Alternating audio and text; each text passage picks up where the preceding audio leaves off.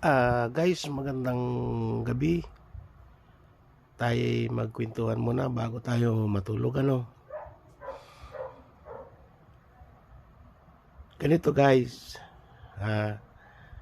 kung ang motorsiklo o single, ang tawag sa driver ay motorcycle driver. Tapos, kung tricycle, ang tawag naman ay tricycle driver. Kung sa jeep naman, ang tawag sa driver ay jeepney driver. Ngayon, kung sa bus, ang tawag sa driver ay bus driver. Kung sa eroplano naman ay piloto.